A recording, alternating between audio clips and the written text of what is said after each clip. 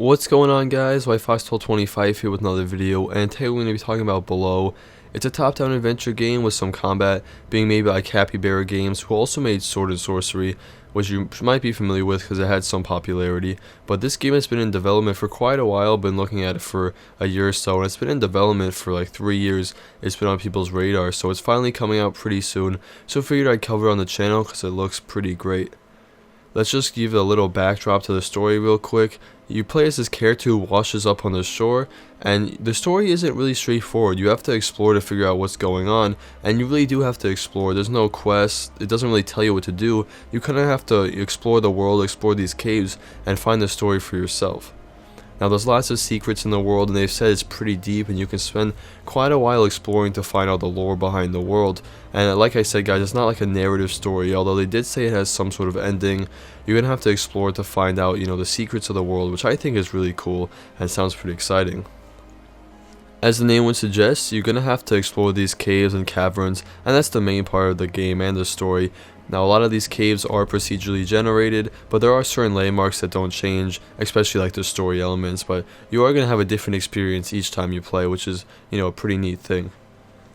Moving on, let's talk about the gameplay a little bit. The game really wants you to feel small and vulnerable, and it has an emphasis on survival, so let's just talk about that real quick.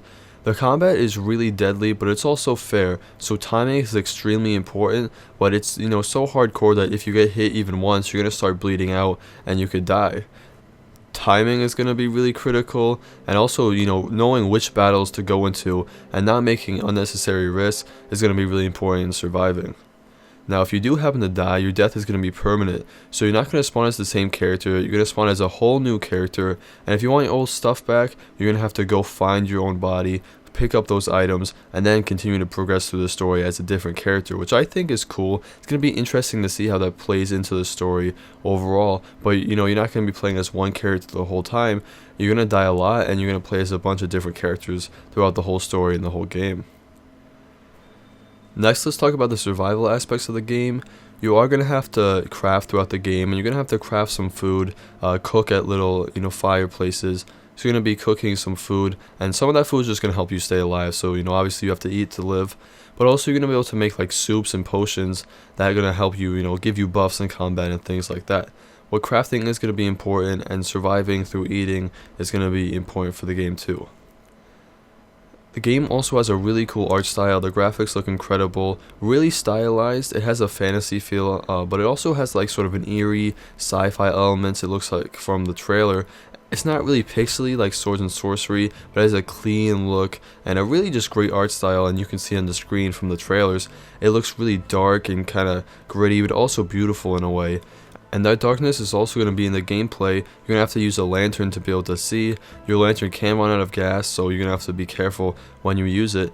And overall, the game has a tough, gritty feel that's also kind of beautiful, both in its gameplay and in the graphics. Really excited for this one, guys. The release date is going to be this summer, hopefully. That's what they're aiming for, but beware, this game has been pushed back quite a bit, so it could be delayed again.